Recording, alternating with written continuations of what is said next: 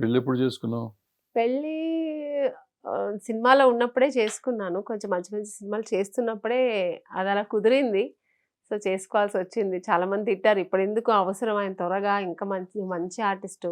మంచి మంచి సినిమాలు చేస్తున్నావు" అని తిట్టినోళ్ళు లేదు అందరూ తిట్టారు. పిలిచి నాకు ఎంత అడ్వైస్ చేసినా ఏమో అప్పుడు బుర్రకెక్కలే. అప్పుడు అది కరెక్ట్ అనిపిచ్చింది చేసుకున్నాను. సో, ఇప్పుడు హ్యాపీగా ఉన్నావు.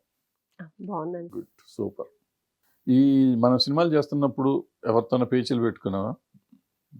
నీతో పేచీ పెట్టుకున్నారా? ఎవ్వరు లేదు సార్ అలాగా. ఎందుకంటే నేను అందరితో బాగుండేదాన్ని. అందరూ నాతో కూడా అంతే హ్యాపీగా ఇప్పుడు హీరోయిన్స్ తీసుకున్నా కూడా ఎక్కడ మాకు ఈగోస్ ఉండేది కాదు.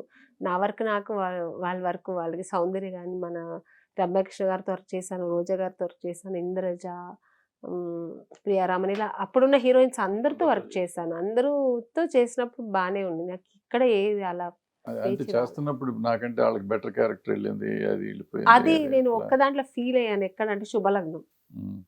సినిమా రిలీజ్ అవ్వక ముందు ఇంకా షూటింగ్స్ చేస్తున్నప్పుడే సగం సినిమా అయింది. అక్కడ నేను చాలా ఫీల్ అయ్యేదాన్ని. ఎందుకంటే ఒకవేళ నా క్యారెక్టర్ నెగెటివ్ అవుతుందేమో అనిపించేది. ఆ సెకండ్ హాఫ్ చేస్తున్నప్పుడు ఎందుకంటే డైరెక్టర్ గారు ఫస్ట్ హాఫ్‌ది కొంచెం సీన్స్ సెకండ్ హాఫ్ ఇలా మిక్స్ చేసి చేసేవారనమాట. అప్పుడు నాకు ఆ సెకండ్ చేసేప్పుడు అలా అనిపించేది. ఒకవేళ నాది నెగెటివ్ అవుతుందేమో, నాకు వ్యాంపిష్ క్యారెక్టర్ అవుతుందేమో అని కొంచెం ఫీల్ అయ్యాను.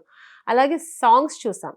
సాంగ్స్ చూసేప్పుడు అన్ని సాంగ్స్ షూట్ చేస్తారు. సాంగ్స్ చేస్తుంటే నాది సిట్యుయేషన్ సాంగ్స్ అది ఆహ్, ఆహ్, 'ఎదురింటి మంగళగౌరి' ఆ సాంగొచ్చి దాంట్లో మామూలు ఒక కాటన్ శారీ కట్టుకొని ఇంట్లో జగపతి బాబు గారితో చీపురు పట్టుకొని ఇలా మొత్తం సిట్యుయేషన్ సాంగ్. ఇంక రోజా గారిదేమో మొత్తం గ్లామర్ మొత్తం ఫారిన్ కంట్రీ‌లో అలా అలా తీశారు. అది చూసినప్పుడు ఎక్కడో ఫీల్ అయ్యాను. నాకు నా క్యారెక్టర్ చాలా ఒకలా ఉంది. ఆహ్, కానీ రోజా గారు చాలా అప్పటికే చాలా సినిమాలు పెద్ద పెద్ద సినిమాలు చేశారు. గ్లామర్ హీరోయిన్ అనిపించుకున్నారు. అయినా అక్కడ పక్కన నేను తగ్గిపోయానేమో అనిపించింది. నాకు మరీ డల్ అయిపోయానేమో అనిపించింది. అప్పుడు చూసిన తర్వాత కొంచెం ఫీల్ అయ్యాను. కృష్ణారెడ్డి గారు పిలిచి డైరెక్టర్ గారు "ఏమ్మా ఏంటి అలా డల్‌గున్నావు? సాంగ్స్ చూసి డల్ అయ్యావా? ఇన్ని సాంగ్స్‌లో నీ సాంగే హిట్ అవుతుంది చూడు చూస్తూ ఉండు" అన్నారు. ఏదో మనకు కంటి తడుపు తుడవడానికి ఏదో అంటున్నారు అనుకోని, సరే సార్ పర్వాలేదు థాంక్ యూ అనేసి వచ్చేసా. ఇప్పటికి అంటే ఆ సాంగు రీల్స్ చేసినోళ్ళు లేదు. చూసినప్పుడంతా నాతో కూడా మేడం ఆ సాంగ్ రీల్స్ చేద్దామంటారు. అంత పెద్ద హిట్ అయింది. సో, సినిమాలో కూడా నా క్యారెక్టర్ ఆ తర్వాత నాకెప్పుడు అనిపించిందంటే సుహాసిని గారొచ్చారు. దాంట్లో ఒక క్యారెక్టర్ చేశారు గెస్ట్ రోలు. కూర్చొని ఆయన ఆవిడ కథంతా విన్నారు.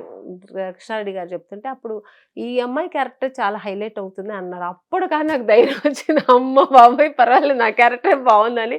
ఇంకా ఎంతైనా సీనియర్ ఆవిడ ఒక డైరెక్షన్ డిపార్ట్‌మెంట్‌లో కూడా ఉన్నారు. అందుకని ఆవిడ చెప్పినప్పుడు నాకు చాలా ధైర్యం వచ్చింది. నిజానికి అదే హీరోయిన్ క్యారెక్టర్ కదా! యాక్చువల్‌గా చెప్పాలంటే అదే heroine character. So, negative shade ఉన్నా గానీ హీరోయిన్ క్యారెక్టర్ అసలు. కథంతా ఆమె మీదే నడుస్తుంది కదా! ఆ క్యారెక్టర్ మీదే నడుస్తుంది. అంటే అది చేసేప్పుడు అలా అనిపిచ్చింది నాకు.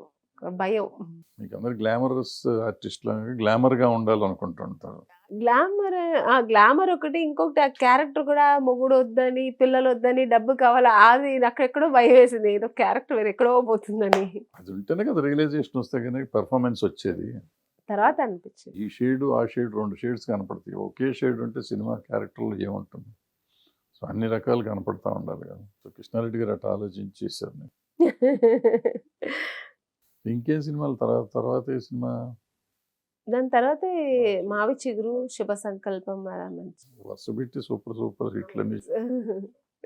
అంత సూపర్‌గా ఉన్నప్పుడు గబుక్కున సినిమాలు ఆగిపోవటం కష్టం అవ్వలే నీకు? అదే సార్. అదేదో అంటారా ఫేట్ ఎందుకు నాకనిపిచ్చింది. తర్వాతయితే ఎళ్ళిపోయిన తర్వాత చాలా బాధపడ్డాను. అనవసరంగా వచ్చేసా. ఎందుకంటే అలా ఎప్పుడు ఫ్లైట్‌లో అలా తిరగడం, షూటింగ్స్ ఎప్పుడు బిజీగా ఉండి ఒక్కసారి ఇంట్లో ఉండేప్పటికి ఏదో ఒక ఆహ్, చిలకని తీసుకొచ్చి పంజరంలో పెట్టినట్టు అయిపోయింది నాకు. నిజంగానే అలా చాలా ఫీల్ అయ్యి ఒకసారి రా మన సౌందర్య గారు వాళ్ళ అమ్మగారు ఫోన్ చేస్తే కూడా చెప్పాను ఇలా, "చాలా బోర్ కొడుతుంది ఆంటీ" అంటే, "ఎలా ఉన్నావమ్మా? ఇంత బిజీగా ఉండి ఇంట్లో ఎలా కూర్చున్నారు?" "ఏమో నాకు తెలీదు" అని అన్నాను. బట్ అది ఎలా చెప్పుకోవాలో అర్థం కాలేదు ఆ టైంలో. ఆ తర్వాత మళ్ళీ ఎప్పుడు చేద్దాం అని అనిపించింది? తర్వాత ఎప్పుడు అనిపిచ్చేదే. కానీ రాలేకపోయాను. వద్దు, వద్దు అని కొన్ని నిబంధనల వల్ల అక్కడ ఉండాల్సొచ్చింది చెయ్యకుండా. తర్వాత నేనే ధైర్యం చేసి మళ్ళీ డిసైడ్ చేసి వచ్చేసాను. మంచి మంచి క్యారెక్టర్లు సెకండ్ వచ్చినప్పుడు క్యారెక్టర్ వచ్చింది ఇది ఆ నలుగురితో మళ్ళీ స్టార్ట్ చేశాను సార్. ఆ నలుగురు రాజేంద్ర ప్రసాద్ గారు నువ్వే చేయాలి ఈ క్యారెక్టర్, నువ్వు చేయంటే నేను చేయనన్నాను. అప్పటికే అది మదర్ రోల్ నేను చేయనన్నా.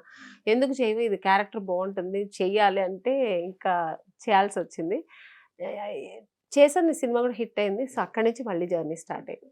సమస్య లేని ఇల్లు ఉండదు, పరిష్కారం లేని సమస్య ఉండదు. బంధాలు గొప్పవి, బాధలు చిన్నవి. మీ సమస్యని మేము పరిష్కరిస్తాం. రండి, మాట్లాడుకుందాం.